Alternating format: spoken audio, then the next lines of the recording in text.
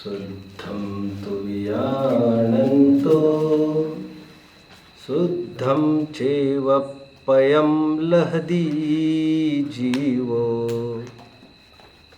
जानन्तो दुअशुद्धम् अशुद्धमेव पयं लहदी।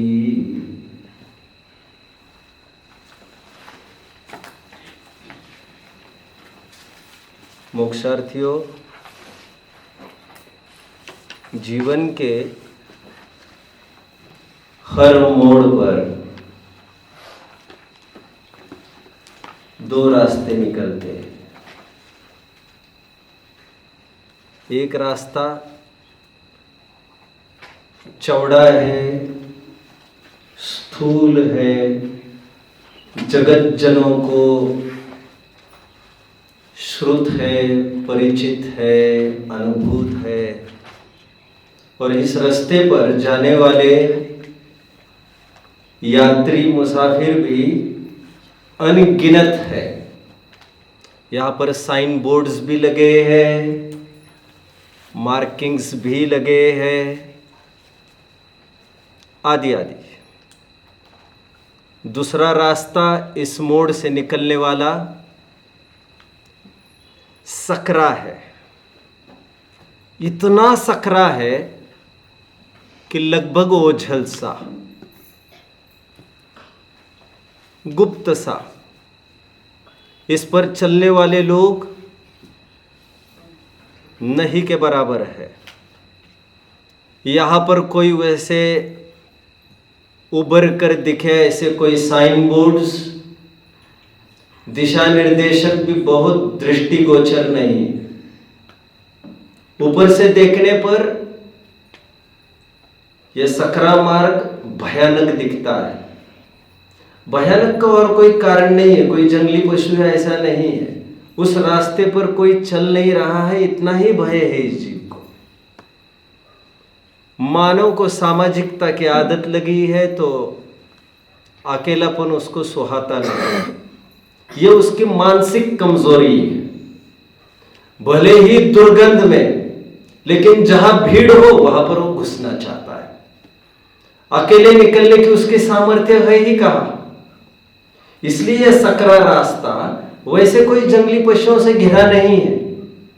फिर भी भयानक इसलिए कह रहा हूं मैं क्योंकि एकांत दशा, लोनलीनेस, अकेलापन को अभिशाप आमजन समझते हैं। लेकिन हमारे ग्रंथ ये कहते हैं, यह जो मार्ग है जो आज तक तुम्हें श्रुत, परिचित और अनुभूत नहीं है, यह मार्ग वह मार्ग है जो तुम्हें वांछित मुकाम तक पहुंचाएगा। ऊपर से दुख भरा दिखता होगा, लेकिन सचमुच यही परमार्थ और निष्कंटक मार्ग है।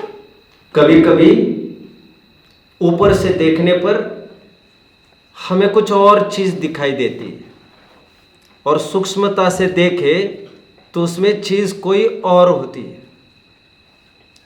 वर्ल्ड फेमस पेंटिंग, आप जानते हैं, विश्व की सबसे महंगी पेंटिंग जिसे प्राइजलेस, इनवैल्यूएबल के रूप में Guinness book of world records में दर्ज है, जिसकी कोई कीमत नहीं हो सकती।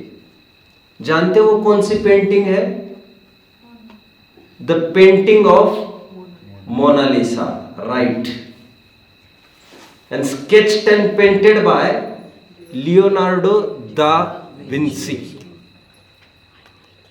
जिसकी कीमत यदि आंकनी हो तो आंकने वाले $860 मिलियन इसकी कीमत आंकते हैं।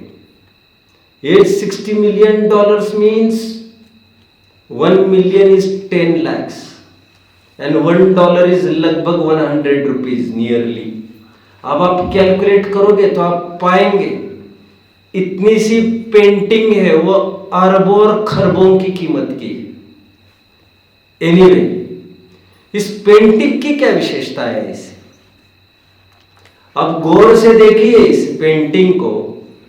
लियोनार्डो दा विंसी जो पेंटर है पुरुष, उसने अपना ही चित्र वहां पर बनाया है, लेकिन वो इस कदर बनाया है कि जैसे वो कोई महिला ही है। उसके फीचर्स कुछ ऐसे बनाए हैं ऊपर से नीचे तक, जैसे हूबहू ये लगता है महिला ही है, लेकिन बारीकी से देखने पर यह ख्याल में आता है ये महिला नहीं है, ये वही पुरुष पेंटर है लियोनार्डो दा विंसी। सूक्ष्मता से देखने पर यह नजर आता है। वैसे मैं पूर्व कक्षा में भी ये कह चुका हूं, पूरी नजर का फेर है। दृष्टि बदलने पर सृष्टि बदल जाती है,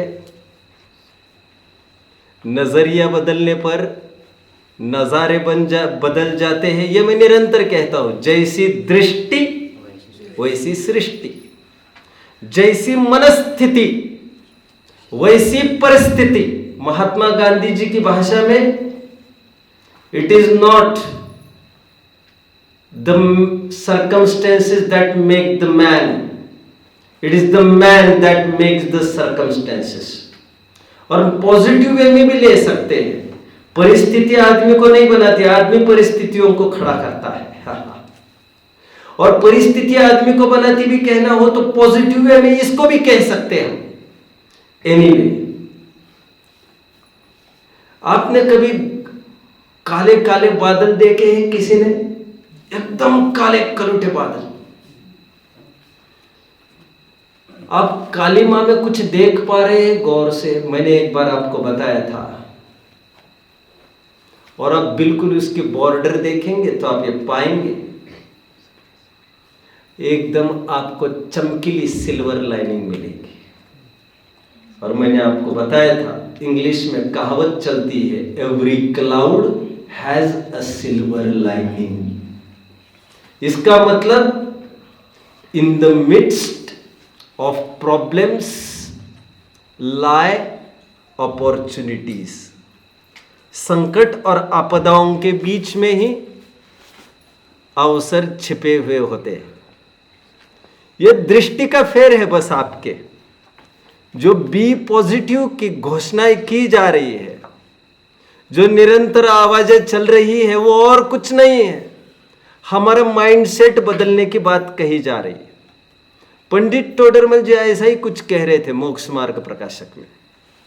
वे ये कह रहे थे, जब दर्शन मोह का प्रकरण चल पड़ा, दर्शन मोह के निमित्त से होने वाला दुख, तो ये कह रहे थे जैसा चाहता है वैसी परिस्थितियां होती नहीं है, जैसी परिस्थितियां है वैसा वो एडॉप्ट नहीं कर पाता उसे। अब सुखी होने के दो उपाय कहते हैं, या तो जैसा चाहे वैसा बाहर हो जाए, या तो जैसे बाहर की परिस्थिति है वैसी मनस्थिति बन जाए।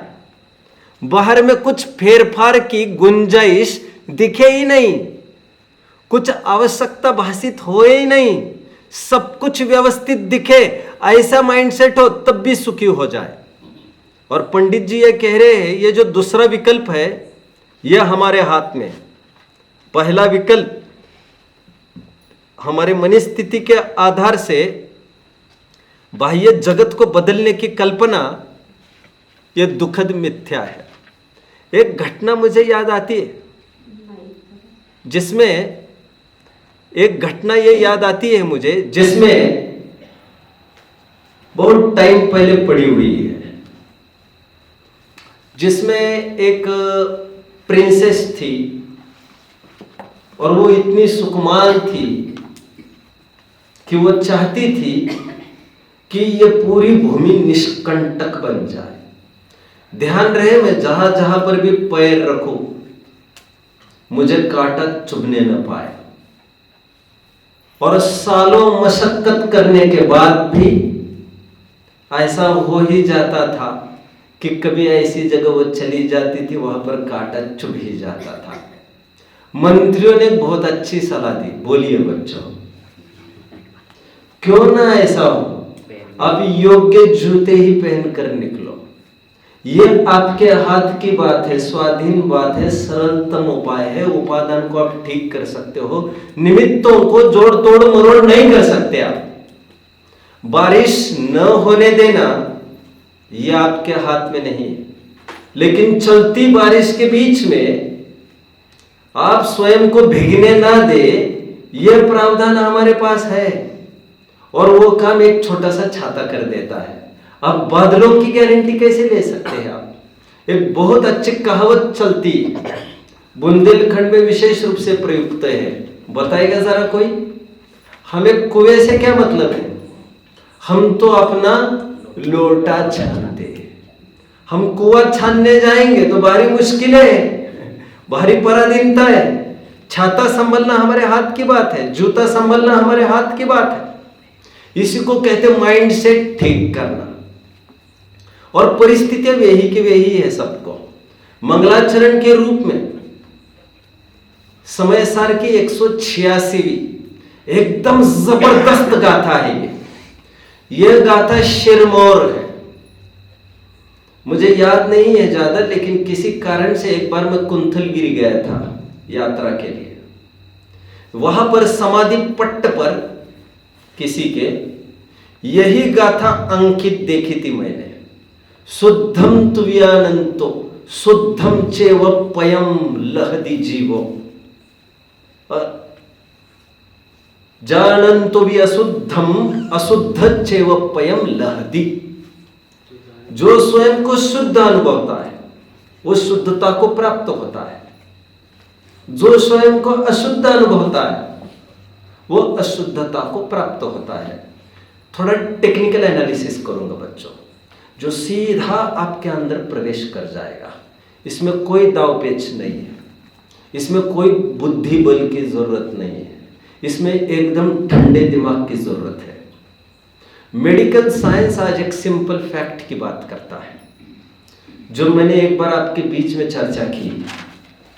वो ये कहता है जितने भी पुरुष और महिलाएं उन सब में दोनों प्रकार के हार्मोन्स पाए जाते हैं। पुरुष में पुरुष के भी हार्मोन्स हैं और महिला के भी हार्मोन्स हैं। आप लोग तो ज्यादा पढ़ते हो, जीन्स, क्रोमोसोम्स जिसे कहते हैं, डीएनए जिसे कहते हैं, मैं ज्यादा नहीं जानता। जो स्त्री है, स्त्री में भी दोनों प्रकार के आपको क्रोमोसोम्स, हार्मोन्स पाए जाते हैं। स्त्री में स्त्री के भी हार्मोन्स हैं और पुरुष के भी हार्मोन्स हैं। अभी मजे की बात देखिए, दोनों में दोनों होते हैं, बट जनरली मतलब मोस्टली जो पुरुष है उसमें पुरुषत्व के तत्व अधिक होते हैं और स्त्रीत्व के तत्व कम होते हैं। जो स्त्री है उसमें स्त्रीत्व के तत्व अधिक है और पुरुषत्व के तत्व हीन है। कितने जन मुझे फॉलो कर रहे हैं बच्चों? थोड़ा बहुत आप पढ़ते हो स्कूल में तो मुझे कंफर्मेशन मिल जाएगा। अभी डॉक्टर्स क्या कहते हैं देखिए, मुझे एकदम नजदीक अनुभव है बच्चों इसका, एकदम नजदीक। अभी यदि छोटी उम्र में कोई लड़का किसी कारण से उसे बार बार नाटक मंच पर लाया जाए लड़की के भेष में, और बार बार वो लड़की के रोल में मंच पर आने लग जाए, प्रसिद्धि भी होने लग जाए, बड़े बड़े मंच मिलने लग जाए उसको, अरे यार ये तो बहुत अच्छी एक्टिंग कर लेती है, क्या बात। आप समझ रहे हैं? मतलब है पुरुष और रोल किसका कर रहा है? कर रही है महिला का रोल कर रही है। अभी ऐसा होते होते पर्टिकुलर पीरियोडिक साइकिल्स के बाद उस पर ऐसा इंप्रेशन बनता है कि अपने आप उसके महिला के हार्मोन्स बढ़ने लगते हैं। वो स्वयं ये मानने लगता है मैं स्त्री हूं, मैं स्त्री हूं, मैं स्त्री हूं। हैमरिंग चालू होता है उस पर और उस तत्व को पोषण मिलने लगता है, बढ़ने लगता है। और करेला और नीम चढ़ा यदि उसे लड़कियों की ही कंपनी में रखा जाए तो उसे लड़की के प्रति विकार नहीं होता, उसे ऐसा लगने लगता है कि मैं लड़की हूं, मैं लड़की हूं। उसे खराब भावना उत्पन्न नहीं होती उनके प्रति। वरन मैंने ये देखा है, ये बड़े होने के बाद ये चाहते हैं मुझे लड़के से शादी करनी है लड़का। और इनके जीवन में यह साफ नजर आने लगता है 15-20 साल के बाद कि वे लड़का होने पर भी उनके अंगोपांग बिल्कुल लड़की जैसे देखने में आते हैं। आपने कभी नोट किया है किसी को? नहीं? मैंने नोट किया है। नाम बताना बेकार है, अपने मुमुक्षु ही है, अपने मुमुक्षु है नहीं है बराबर है, लेकिन वे काफी टाइम डिप्रेशन में जूझते रहे।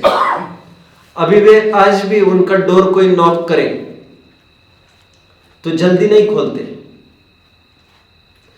और जब भी क्या बात है भाई इतना लेट क्यों हुआ, वो सलवार सूट पहनकर बैठा था।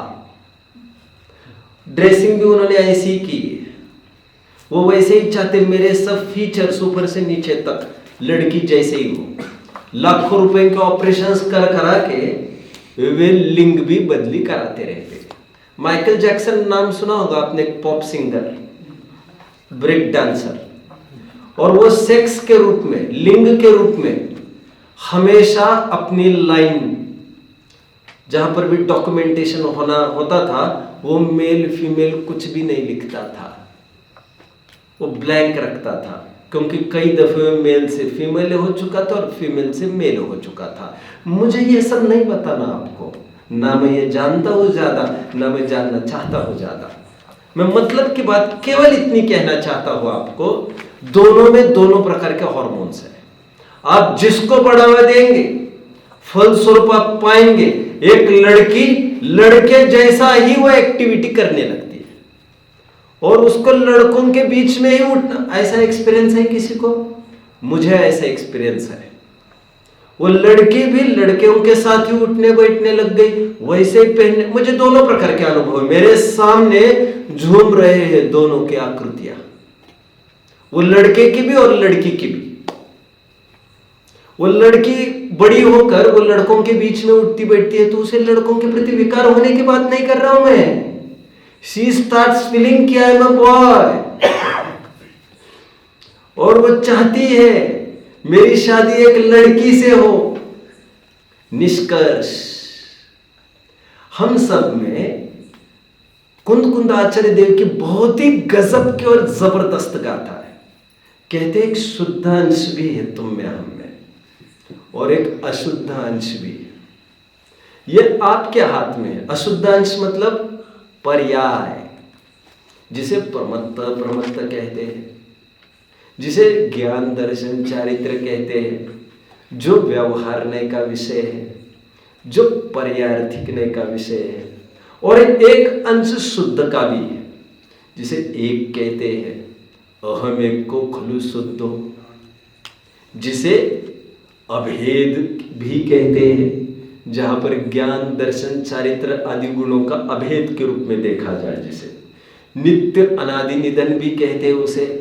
वो शुद्ध अंश भी है हमारे पास, जो द्रव्यार्थिक नय का, निश्चय नय का विषय है, ऐसा त्रिकाली ध्रुव, वो अंश भी है। अब यह हमारे ऊपर है, हम स्वयं को पर्याय रूप अनुभव करते हैं निरंतर। टोडरमल जी की भाषा में जीव तो जन्मादि रहित नित्य ही है, लेकिन इस मूर्ख को, मूर्ख शब्द मेरा है, लेकिन इस अज्ञानी जीव को, मूढ़ जीव को अतीत अनागत का विचार नहीं है। यह प्राप्त पर्याय में ही तन्मय होकर प्राप्त पर्याय संबंधी ही कार्यों में तत्पर हो रहा है। आयु कर्मोदय जन्य अवस्था का प्रकरण देख लेना चाहिए। आगे और कहते सम्यक तो सन्मुख मिथ्या दृष्टि के प्रकरण में प्राप्त पर्याय में तन्मय हुआ। प्रवचन सार की 93वीं गाथा में आचार्य देव ये कहते हैं, ये नपुंसक, क्या किस शब्द का प्रयोग कर रहे हैं? ये नपुंसक क्रियाकांड को गले लगाकर स्वयं को पर्याय रूप अनुभव रहा है। पज्जय मूढ़ा ही पर समया वाली गाता है। वहां पर क्लीव शब्द कहकर, नपुंसक शब्द कहकर पर द्रव्यों को अपनाने के लिए पर्याय का अहम करने का निषेध किया गया है। एनीवे, मैं तो आपको यह कह रहा हूं बच्चों, देखो जिस मिट्टी की खदान से मिट्टी का लगदा निकला है, क्या कहा बच्चों? जिस मिट्टी की खदान से मिट्टी का लगदा निकला है, ऐसा कुम्हार कह रहा है ना। वो सुनार को लाके पूछो तो सुनार ये कहता है वो सोने की खदान से स्वर्ण पाषाण बाहर निकला है। कुम्हार सोचता है इसमें से कितनी मिट्टी निकल आएगी और कितने घड़े बनेंगे, और सुनार ये सोचता है इसमें से कितना किलो सोना बाहर निकल सकता है। दृष्टि का फेर कितने जन समझ रहे हैं बच्चों? एक बार वॉशिंगटन पोस्ट एक चैनल है, न्यूज का एक प्रचार प्रसार का एक मजबूत साधन है। इनके न्यूज़पेपर्स आदि भी है। वॉशिंगटन पोस्ट ने एक बार एक एक्सपेरिमेंट कराया वॉशिंगटन डीसी में। What is DC? District of Columbia. What is Washington बच्चों? Where is this Washington DC? What is this? This is the capital of United States. यहां पर एक एक्सपेरिमेंट कैरी किया। ठंड के दिनों में, ठिठुरती ठंड में, सुबह 7:30-8 बजे के टाइम पर मेट्रो रेलवे स्टेशन पर वॉशिंगटन के एक वायलिन के एक्सपर्ट को, वायलिन बजाने वाले को वहां पर बिठा दिया फॉर 45 मिनट्स। तुम वायलिन बजाते रहोगा। एक कटोरा उसके सामने रखा गया, बेगिंग बाउल, भीख के रूप में। 45 मिनट निकल गए बच्चों। कैमरे ने यह कैच किया, लगभग 1000 जन निकल गए 45 मिनट में। कोई आम बात है, इसमें कोई बड़ी बात नहीं है। 1000 जनों में पहले 6 मिनट तक एक जन भी नहीं रुका उनके पास। 6 मिनट के बाद पहला आदमी रुका, 2-5 सेकंड रुका, उसको कुछ काम याद आया, निकल गया। अभी सब दौड़ा भागे, वो कोई पार्क भी नहीं है जहां पर लोग रुके रहे। ऐसे 45 मिनट में 6 जन रुके, जिसमें से 4 छोटे छोटे बच्चे रुके, जिनको तुरंत उनकी माताओं ने हाथ खींचकर चला गए, मत रुके यहां पर। और 2 समझदार लोग खड़े हो गए और उसमें से एक चला गया। केवल एक जन ने उसको डोनेशन दिया, भीख जिसे कहते हैं। कुल 45 मिनट में उसे उसके कटोरे में $28 भीख के रूप में आ गए। ये बात समझ रहे बच्चों? उसको जो वायलिन बजा रहा था वो वायलिन की कीमत $3 मिलियन थी, करोड़ों में थी। ये जो वायलिन बजाने वाला है बच्चों, ये one of the world's greatest violinist है। इसी का 2 दिन पहले बोस्टन में एक शो हुआ था। इस शो में सबसे कम टिकट बिकी गई थी $200 की, जहां पर तूफानी इतनी हलचल, इतनी भीड़, जहां पर एक दूसरों की जान ले ले, और टिकट के लिए फिर भी मरते जा रहे लोग। और उसी आदमी को, वर्ल्ड नंबर 1 रैंकिंग के वायलिनिस्ट को, उसी को वहां पर छद्म भेष में बिठाया गया। और ये पाया गया वहां पर रिजल्ट में, 1000 जन में 45 मिनट में केवल $28 भीख मिली उसको, किसी ने घास भी नहीं डाली। निष्कर्ष कोई मुझे बताना चाहेगा? निष्कर्ष, जब भी कोई चीज, अच्छी चीज थोड़ी खराब चीज के साथ होती है, खराब पैकिंग में होती है, generally we ignore that thing. इसलिए मैंने कहा every cloud has a silver lining. Hindu ग्रंथों में आपने अक्सर ये चीज पढ़ी होगी बच्चों, जब भी भगवान अवतरित होते हैं वे, आगे की बात पूरी करेंगे कोई, किस रूप में अवतरित होते हैं? प्रायः उनको एक पर्टिकुलर वर्ड भी है, कोई बताएगा? दरिद्र नारायण। सुना है कभी आपने दरिद्र नारायण शब्द? कितने जन ने सुना है दरिद्र नारायण? ये भी शब्द नहीं सुना, आप लोगों ने भी नहीं सुना? व्हाट इज द दरिद्र नारायण? वे ये कहना चाहते पर्याय का दरिद्री है लेकिन स्वभाव का नारायण है। हालांकि वे लोग इतनी ऊंची बात नहीं करते, वे तो ये कहते हैं जब जब भी भगवान अवतरित होते ऐसी दरिद्रता के भेष में आते और इसलिए किसी को भी कम न आंक कर आप आपका सदाचार का काम, इबादत का काम आप करते रहे भक्ति भाव से। क्या मालूम भिखारी के भेष में, लूले लंगड़े रोगी के भेष में आपको भगवान मिल जाए। ये निरंतर प्रचार प्रसार किया जाता है। तात्पर्य क्या है मेरे कहने का? गुदड़ी के लाल, बाहर से क्या दिख रहा है? वो बाहर से तो फटे हाल भिखारी दिख रहा है, अंदर कौन विराजमान है? भगवान विराजमान है।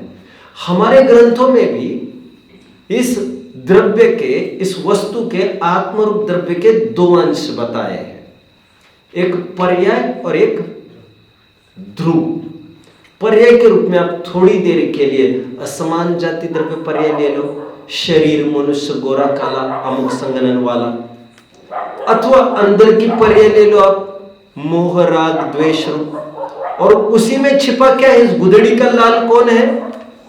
त्रिकाली ध्रुव, हमारा शुद्धात्मा, और जो स्वयं को आत्मा अनुभवता है। अरुण गोविल का तो नाम जानते ही होंगे बच्चों, और ये भी आप जानते ही होंगे, बहुत फेमस किस्सा है ये। कौन है ये अरुण गोविल? कौन है ये अरुण गोविल? कौन है अरुण गोविल? एक एक्टर है जिसने, कौन डायरेक्टर था इसका? रामानंद सागर। कौन? रामानंद सागर ने एक सीरियल बनाई थी, रामायण, बहुत पुरानी सीरियल की मैं बात कर रहा हूं। इसमें राम के रूप में एक्टर थे अरुण गोविल। कहते he was a drunkard person, शराब पीते थे कहते पहले। अभी जैसे ये इसके एक्टिंग करने लग गए राम की, अब वो शराब खाने में जाए तो लोग यही कहने लग जाए कि राम घुस रहे, राम घुस रहे। वो स्वयं को राम राम राम राम की एक्टिंग करते करते वो स्वयं को राममय हो गए और उनकी शराब तो कहीं छूट गई। लिटरली महाभारत की भी सीरियल किसी ने देखी होगी, कृष्ण की किसने? नीतीश भारद्वाज। कृष्ण बना था उसमें, आप जानते हैं। ये सब हम जब 10th में थे तब महाभारत चलता था। महाभारत तो सब जगह चल रहा है। और उसकी हालत ये हुई बच्चों, नीतीश भारद्वाज ने कृष्ण का रोल किया था। लिटरली उसकी हालत यह हो गई, बाद में उसको किसी भी फिल्म में रोल नहीं मिला। पाया कभी आपने उसको? नहीं। इतना बढ़िया रोल किया, इतना बढ़िया रोल किया कृष्ण का उसने, फिर अभी इसको दूसरा रोल कैसे दे किसी को? और लगभग लोग उसे कृष्ण ही समझने लग गए। यहां तक हाल हुआ, इतनी गरीबी से जूझ गए वो, उसे बाहर भी कहीं नौकरी नहीं मिली बाहर। I think he died of cancer, I am not very sure. मतलब यहां तक हाल हो जाता है कि पब्लिक भी उनको उस रूप देखने लगती है, थोड़ा बहुत। जैसे मुझे कोई प्रवचन डिलीवर करना है, मैं रात दिन उसी रूप होता हूं। चलो वन मोर थिंग। राजा ने कहा मुझे टॉप पेंटर का सिलेक्शन करना है। मैंने कभी बताया था आपको? कह रहे आओ साहब, ये है सबसे बड़ा पेंटर। अच्छा, मुझे पेंटिंग करके दिखाओ तुम एक कॉक पेंटिंग। किसकी? एक कॉक की, मुर्गी की पेंटिंग करके दिखानी। ठीक है बोले। 6 महीने की अवधि मांगी। ठीक है। वो जाने के बाद राजा बात करने लगे, यार क्या क्या पेंटर है, 6 महीने मांग रही है, तो आप तो बहुत डींगे हाँकते थे इसके नाम पर। 6 महीने के बाद आया और कुल 6 मिनट में उसने स्केच रेडी कर दिया, बिना देखे स्क्रिबल डाउन किया। राजा ने उसको बोला 6 मिनट की बात थी ये, आपने 6 महीने मांगे मेरे से। कह ठीक है, बाद में इसको देख लेंगे। बोले इसकी पेंटिंग को कोर्ट में लगाया जाए। बोले पहले पेंटिंग को जब कोर्ट में लगाया गया, उसके परीक्षण के लिए वहां पर सच्चे मुर्गों को लाया गया, और जब सच्चे मुर्गों को उस पेंटिंग के सामने रखा तो they started fighting with the painting. Kock fight होती है, जानते हैं, मुर्गा मुर्गा बहुत आपस में लड़ते रहते हैं। That was an acid test. वो कच्ची कसौटी थी और वो कसौटी पर खरे उतरे थे। जिंदा वालों को ही लगने लग जाए, इससे बढ़िया प्रमाण और कुछ नहीं हो सकता। उसको बाद में पूछा, इतनी बढ़िया पेंटिंग बनाए, बोले तुमने 6 महीने मांगे क्यों आखिर? क्या उत्तर था बच्चों उसका? इन 6 महीनों में मैं इन्हीं मुर्गों के साथ रहा, मैं मुर्गा बना, मुर्गे जैसा खाया, मुर्गे जैसी आवाज की, मेरी हर एक एक्टिविटी उनके साथ होती रही। I started thinking that way. हमारे आचार्य कलश में बहुत जबरदस्त बात कहते हैं, षण्मासम एकम। अमृत चंद्र देव ये कहते, यदि 6 महीने के लिए पार्श्ववर्ती मुहूर्तम ऐकथमपि मृत्वा, 22वां कलश है, कौन सा? उस कलश में यह बोला जा रहा है, जो 6 महीने के लिए निरंतर हैमरिंग करता रहेगा, ये देह में नहीं, मैं तो जीव, मैं तो जीव जीव जीव जीव। उठते समय, खाते समय, पीते समय, हर एक एक्टिविटी में वो स्वयं को विचार करके देखे। यदि ऐसा करता है तो 6 महीने की वैलिडिटी दी है, 6 महीने के अंदर अंदर तुम्हारा काम हो जाएगा। निष्कर्ष मुझे इतना ही कहना है बच्चों, यहां पर 2 अंश है और हमारे पास निरंतर 2 अवसर बने रहते हैं। समय सार की 14वीं गाथा की टीका बहुत सुंदर है। आचार्य देव कहते हैं, यदि कमलनी पत्र को उसके स्पर्शित स्वभाव की तरफ से जाकर देखने पर, उसके नजदीक जाकर देखो, पत्ते के स्पर्शित स्वभाव की तरफ से, जल की तरफ से देखो, तो आप ये पाएंगे कि कमलिनी का पत्र वो जल को स्पर्श कर रहा है। लेकिन यदि आप कमलिनी के अस्पृष्ट स्वभाव के समीप जाकर देखते हो तो आप ये पाएंगे कि कमलिनी का पत्र पानी को किंचित भी नहीं छुआ है। कुछ समझ रहे हैं बच्चों? देखो, लिसन। कमलिनी का कभी एक्सपेरिमेंट हमने किया होगा तो मुझे याद नहीं है, अभी कर लेते हैं। किसी ने कमल देखा है? कमल कीचड़ में ही देखा होगा आपने, तभी तो नाम उसका कमल है। उस कमल को एक काम करिए आप, इस कमल को रस्सी से बांधिए और नीचे जाकर, तालाब में जाकर उसको खींचिए एकदम नीचे, डुबोए रखिए 2-5 दिन। आपका क्या होगा ये मुझे नहीं पता। उसको नीचे रखिए 2-4 दिन, फिर उसको छोड़ दीजिए। उसको छोड़ देंगे आप और उसको एकदम बाहर निकाल दीजिए। आप ये पाएंगे उस पत्ते को दोनों तरफ से आप देखेंगे, उसमें कहीं भी वाटर टच्ड नहीं मिलेगा। हालांकि उसमें कोई केमिकल होता है कहते हैं, जिसके कारण, जिस केमिकल के कारण उसमें पानी छू नहीं पाता, उसको स्पर्श नहीं कर पाता। आपको एक तरफ से देखने पर स्पर्शित नजर आ रहा था और एक तरफ से देखने पर आपको अस्पर्शित नजर आ रहा है। देखो,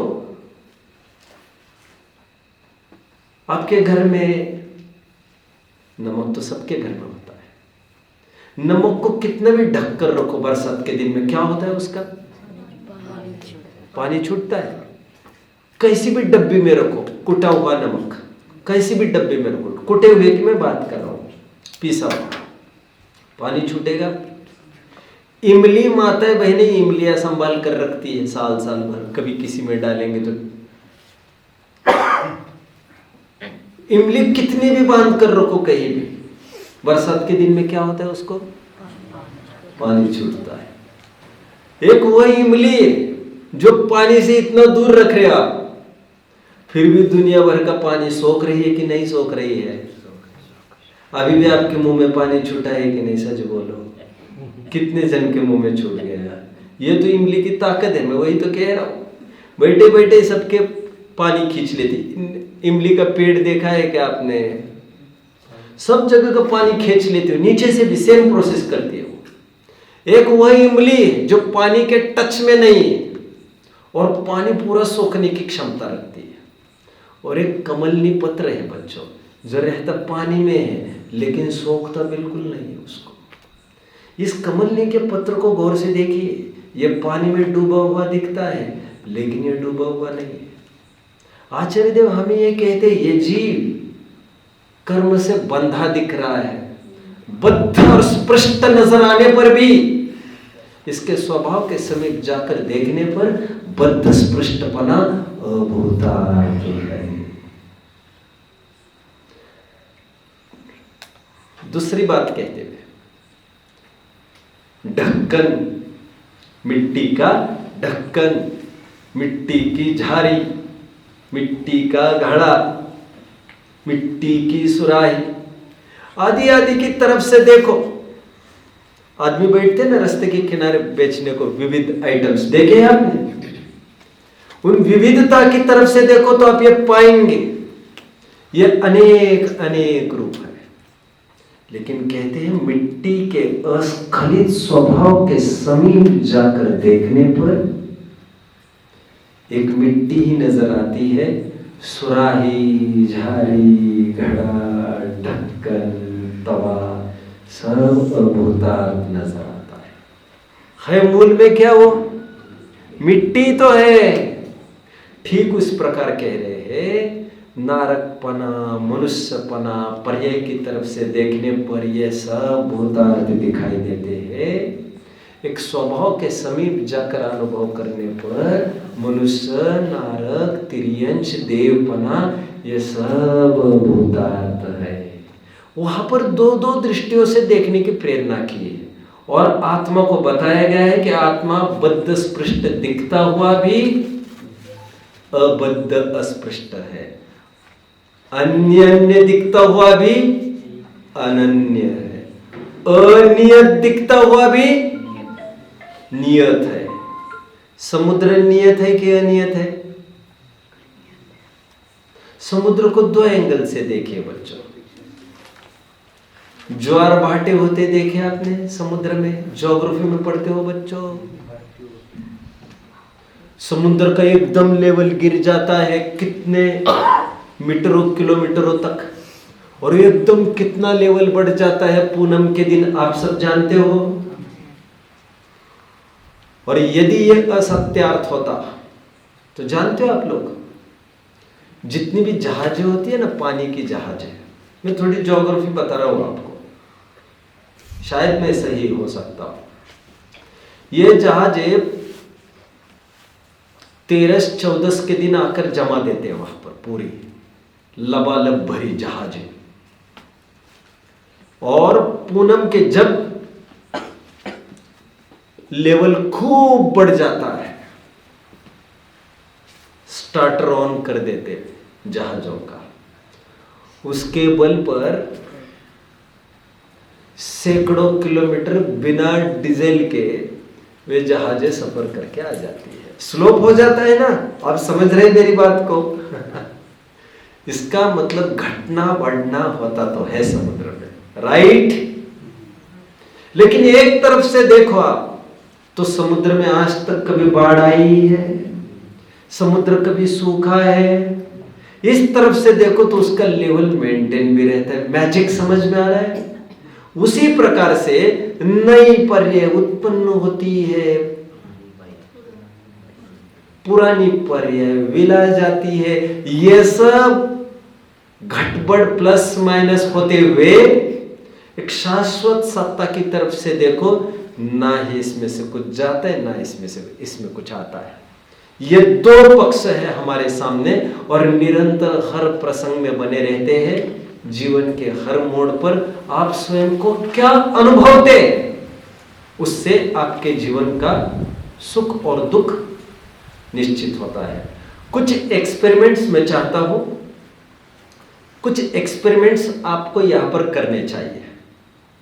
एक होमवर्क नहीं, मैं आपको एक असाइनमेंट दे रहा हूं, असाइनमेंट, एक प्रोजेक्ट दे रहा हूं, प्रोजेक्ट, होमवर्क नहीं, असाइनमेंट भी नहीं। मैं अच्छे शब्द की खोज में था और मुझे मिल गया, प्रोजेक्ट दिया मैंने, प्रोजेक्ट। कोशिश करिएगा, कोई सांस्कृतिक कार्यक्रम कभी होता है, स्पेशली जब हमारे बीच में कोई लोग आने होते हैं, हर प्रसंग पर दो जन कैसे रिएक्ट करते हैं ये आपको शो करना है। कुछ समझ में आ रहा है मुझे क्या कहना है? कितने जन फॉलो कर रहे हैं? पर प्रसंग परिस्थिति एक अज्ञानी को दिखाना है हाउ ही रिएक्ट्स, एंड एक अज्ञानी दिखाना है आपको how he reacts. For example Sadashivdas ji की मैं थोड़ी सी बात करता हूं आपको। सदाशिवदास जी कहते हैं, जैसे किसी ने तुम्हें गालियां दी तो पॉजिटिव थिंकिंग क्या है? तो वो ये सोचे, निगेटिव थिंकिंग क्या है? मुझे गाली दी, मुझे गाली दी, छोड़ूंगा नहीं तुम्हें, छोड़ूंगा नहीं। गाली उसने वास्तव में ली है, तभी तो फड़फड़ा रहा है ये। तुम्हारे पास टेफ्लॉन नहीं है, टेफ्लॉन, टेफ्लॉन जानते हो ना, नॉन स्टिक मटेरियल होता है, चिपकता ही नहीं कुछ से। सदाशिवदास जी कहते किसने गाली दी तो ये विचार ये करना चाहिए, गाली ही तो दी है, गाली ही दी है ना। मराठी में बहुत सुंदर कहावत है, क्या है?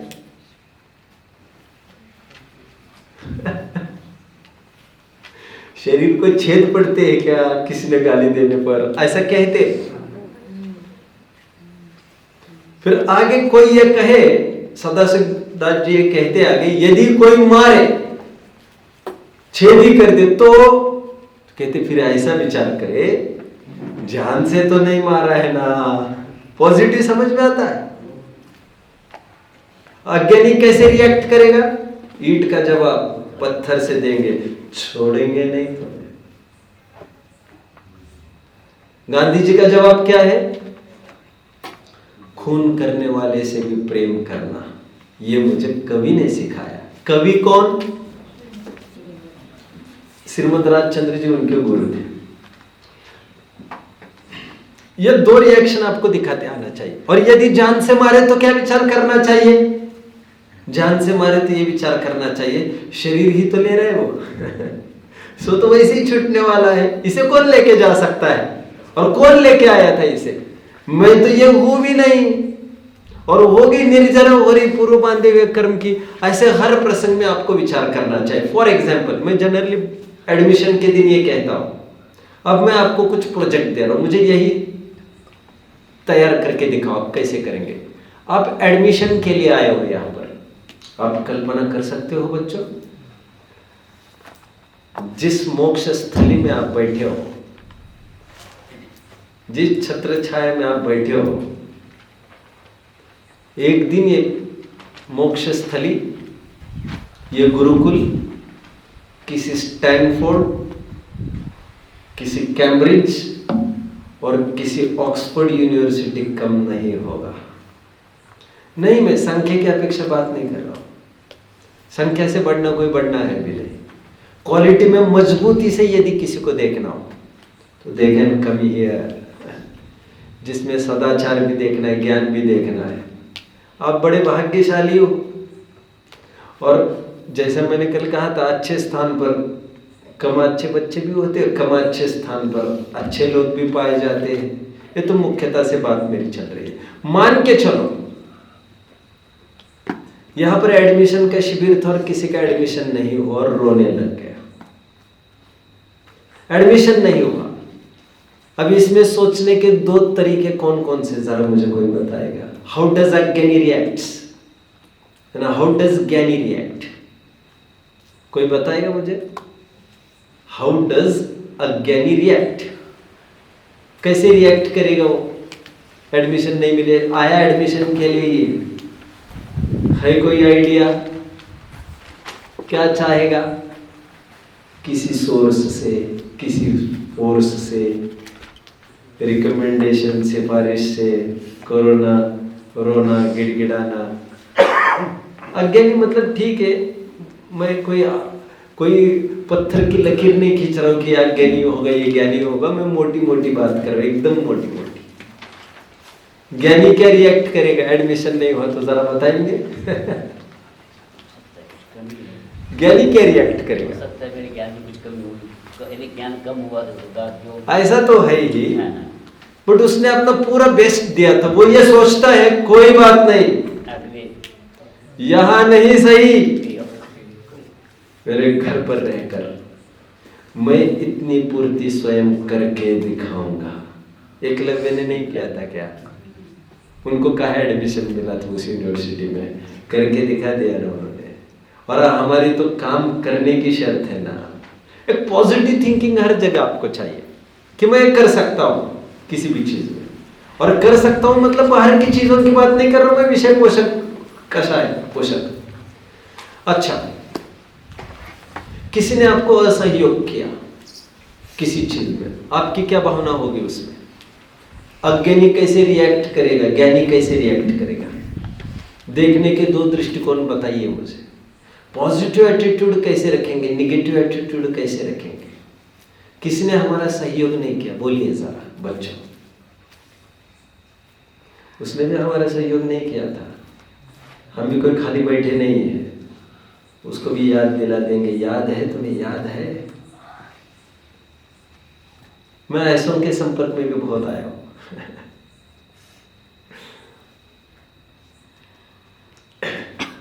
खैर, अभी मैं यादें कहां तक बताता रहूं। ज्ञानी क्या विचार करेगा? कोई बात नहीं, इसने मुझे सहयोग नहीं किया है तो मुझे अवसर मिलेगा यदि, तो मैं इसका सहयोग जरूर करूंगा।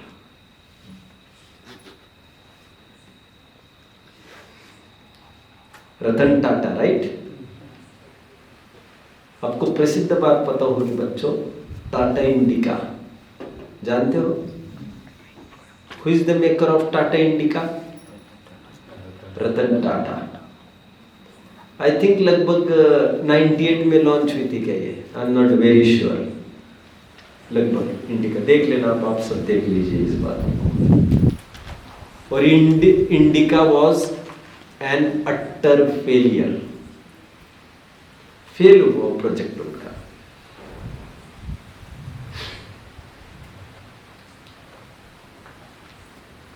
कुछ मदद मांगने के लिए टाटा वेंट अमेरिका, अपॉइंटमेंट ली फोर्ड की, Henry Ford, the owner of Ford company. उसने कहा यार मैं बहुत लॉस में आ गया हूं, डू समथिंग, खरीद सकते हो क्या मेरा प्रोजेक्ट? थोड़ा सहयोग कर सकते हो क्या किसी प्रकार? तो उन्होंने रतन टाटा को थोड़ा अपमानित करके बाहर निकाला, और ये कहते हुए, जब तुम्हें आता ही नहीं है कुछ, तुम हाथ काय के लिए डाल रहे हो, काय के लिए ऊपर के इतने सपने देख रहे हो? जानते हो आप लोग इस बात को बच्चों? And now very recently Henry Ford ने अपने प्रोडक्ट्स कुछ लॉन्च किए मार्केट में। एक जागवार और एक लैंड रोवर कुछ है, ये लॉन्च की, and unfortunately they were N utter failure.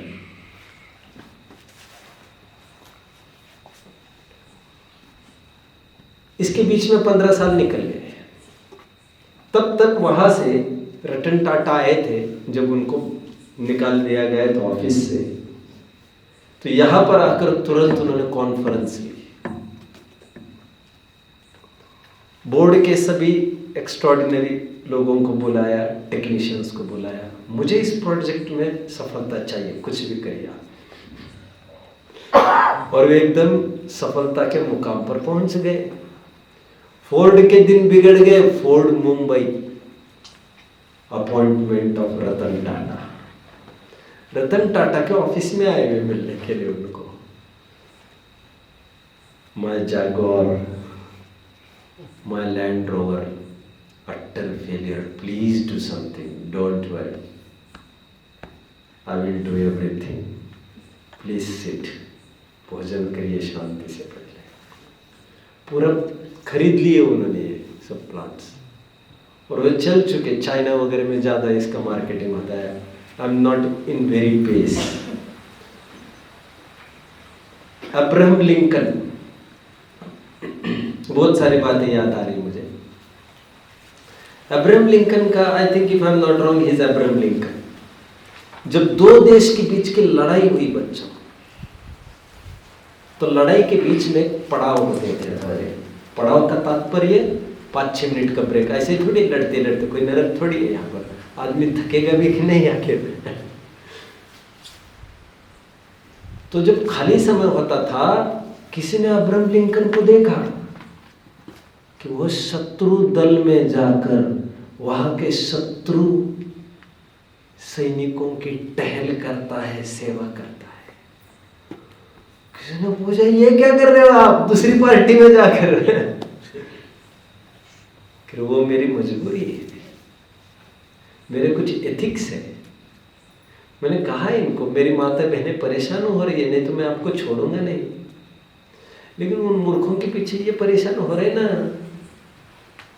नेतागिरी वे झाड़ रहे, और इनको सपोर्ट करना है, उनको ये परेशान हो रहे ना, हमारे शत्रु ये थोड़ी है। और उनका डायलॉग था वहां पर कि मेरी शत्रुता से शत्रुता है, मेरा कोई शत्रु नहीं है। समझ में? एक प्रसिद्ध डायलॉग आपने सुना होगा, मुनियों के ना कोई मित्र होते ना शत्रु होते, मित्र रागियों के होते, शत्रु द्वेषियों के होते। मुनि के ना ही राग है, मुनि के ना ही द्वेष है। मित्र का आधार मित्रता है, शत्रु का आधार शत्रुता है। यदि शत्रुता यहाँ पर है ही नहीं दिल में, तो शत्रु नाम की कोई चीज ही नहीं है। क्या है वो? कोई लोग मुझे सज्जन कहते। दयानंद राय जी की लाइन बोलिएगा यार जरा कोई प्लीज। राग भाव तय सज्जन जाने, द्वेष भाव तय दुर्जन। राग द्वेष दो मम नाहि। समझ में आया? पॉजिटिव अप्रोच कहते हैं इसमें। मतलब अज्ञानी ये सोचता है जब कमाने की बारी आई, अहम अग्रे, आई फर्स्ट। ज्ञानी क्या सोचता है? मेरे जैसे और भी जीव हैं, उनका भी देखना है। समझ में आता है? हर पाठ में आप ऐसे प्रसंग खड़े करिए, आप विचार तो बनाइए ऐसा कुछ करने का। प्रसंग अनेक खड़े कर दीजिए, और स्पेशली प्रतिकूल प्रसंग। प्रतिकूल प्रसंग खड़े कर करके अज्ञानी कैसे रिएक्ट करता है और ज्ञानी कैसे रिएक्ट करता है। Think positive, be positive. उस हमारे प्रोग्राम का नाम होगा बी पॉजिटिव। रावण जानते हैं बच्चों, रावण ने जितने लड़ाइयाँ की अपने जीवन में, जितने जनों को परास्त किया रावण ने, पढ़ लेना चाहिए, पढ़ लेना चाहिए। जैसे ही परास्त करता था ना रावण, शत्रु दल सामने तो नतमस्तक हो जाता था। उसकी पीठ पर हाथ ठोकते कहता था, डोंट वरी माय ब्रदर। कितने भाई थे रावण के? दो भाई थे। एक्स हाँ दो जन। 2 भाई थे क्या? कुंभकर्ण और विभीषण। कितने हो गए? 3 बोलूं मैं, 2 बोलूं? 2 बोलता। मुझे इसमें कोई झगड़ा नहीं बच्चों। इसमें ना ही में सम्यक दृष्टि होता ना ही में मिथ्या दृष्टि होता हो। वो ये कहते थे आज से तू मेरा तीसरा भाई है। और सुनिए वो राज्य उसी को दे देते थे, फिर से उसी को। बट इसके बाद गुंडागिर्दी नहीं करोगे हाँ? इस बार प्रेम से समझाए बेटा तुम्हें, जाओ। जानते हो आप लोग जितने जनों को रावण ने हराया, राज्य वापस दे दिया, बच्चों वो दूसरे दिन दीक्षा ही लेकर चले गए। आप पढ़ो ना पुराण, क्या कला है यार तुम्हारे। सच्ची जीत तो तुमने अब भी हासिल की है। अपना ही बना लेते थे वे उसको। अब पढ़िए, when I was reading, I was so surprised. मैं एक बार कभी सहजता में देख रहा था, मैं वैसे बहुत आते नहीं है मेरा। सहजता में देखा यहाँ पर लड़ाई की, यहाँ इसके साथ भी ऐसा ही किया, उसने दीक्षा ले ली। इसको परास्त किया, उसको कहा तुम मेरे भाई आज से तुम ही राज्य करो, अन्याय नहीं करना, बस मैं मजबूर हूं, मैं क्या करूं। उसने दीक्षा ले ली प्रभावित होकर। मतलब जीतने की सब अपने अपने कला है। मतलब जड़ मूल से किसी को नहीं उखाड़ना है हमको, समझ में आता है। हमारा लोटा छानना। और बच्चों कभी भी जीवन में कितना भी बड़ा अपराधी की घटना आपके सामने आए, कौन है आपके दिमाग में सबसे बड़ा अपराधी? मरा भाई बोल दो तो अच्छा है। एक खत तो बोल यार, इतना सज्जन क्यों बनता है, बोल जरा। शक्ति कपूर वगैरह मत बोलना, वो तो फिल्मों के विलन है सब। कोई भी एक चीज XYZ, कोई भी पर्सन हो, जैसे कसाब है फ्रॉम पाकिस्तान, जानते हो ना, Osama bin Laden from Afghan, anyone. कभी ये नहीं सोचना जीवन में उसको फांसी लगनी चाहिए, वो तो खत्म कर देनी चाहिए, उसको खत्म, नहीं इसके बिना काम नहीं, कभी नहीं सोचना। Never never never. इतना जरूर सोचना चाहिए आपको। सदा सुविधा जी बहुत जबरदस्त बात कहते हैं, बेचारे को भेद विज्ञान की प्राप्ति हो जाए। समाधान तो भेद विज्ञान है, और तुम्हारे बीच से हटने का उपाय मरण ही नहीं था, तुम्हें उससे हटाकर अलग कर देते उसको, खत्म। तुम सोच रहे हो उसका एग्जिस्टेंस ही नहीं रहे। अरे डिवोर्स एक उपाय था ना, हत्या ही कोई उपाय नहीं है। कितने जन समझ रहे बात को। उसके बाद तुम तुम्हारे घर, हम हमारे घर। डिवोर्स का तात्पर्य मेरा पति पत्नी से नहीं है, मैं ऐसी सोचता ही नहीं हूं बच्चों। मैं व्यापक सोचता हूं, थोड़ा व्यापक। Divorce is parting from each other. थोड़े टाइम का बॉन्ड था, पास आ गए, नहीं जमा, थोड़े बॉन्ड के लिए दूर हो गए। लेकिन दूर हो गए मतलब तुम्हारा अस्तित्व ही खत्म कर देना, ऐसा नहीं। जीने का सबको अधिकार है, सुधार के सबको अवसर है। मजबूरी हमारी है, तुम्हारे सुधार का उतना इंतजार नहीं कर सकते जिसमें दूसरे बिगड़ने लग जाए, इसलिए केवल सड़े आम को अलग किया है। उसके 1000 टुकड़े करके खत्म करने की बात नहीं कर रहे हम। उसको भी कोई खा रहा हो तो खाने दो उनको, हमें कोई मतलब नहीं। दुगने भाव में बिकता हो, बिकने दो उसको।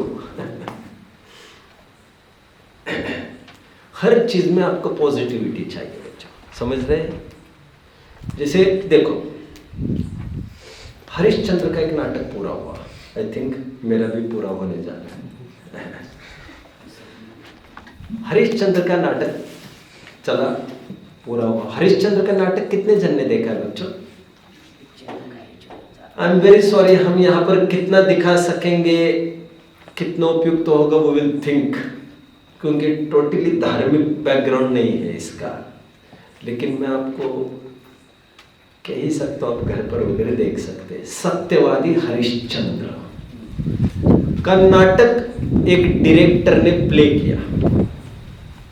उसके बाद फर्स्ट डे फर्स्ट शो के बाद वो बाहर आकर खड़ा रहा डायरेक्टर, व्यूज लेने के लिए। जानते हो ना व्यूज लेते हैं बाहर कैसा रहा? रिव्यूज लेते हैं। मैं ज्यादा नहीं समझता बच्चों।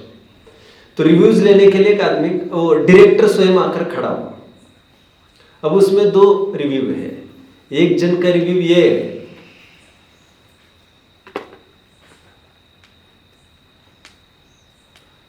जमाना नहीं है भैया सच बोलने का, सच बोला पिट गया, बीवी बच्चे रास्ते पर आ गए उसके, चांडाल की भंगी की नौकरी करनी पड़ रही है अभी उसको। इतना क्या था उसमें, ऐसा क्या था? सपना ही तो देखा था उसने। सत्य बोलने में कोई सार नहीं है। इस दुनिया में रहना है तो थोड़ा छक्के पंजे जानना जरूरी है। गया एक रिव्यू। दूसरा रिव्यू क्या है? मानना पड़ेगा पूरी जायदाद दांव पर लग गई, बीवी बच्चे दांव पर लग गए, लेकिन आखिर आदमी सत्यता से नहीं टिका।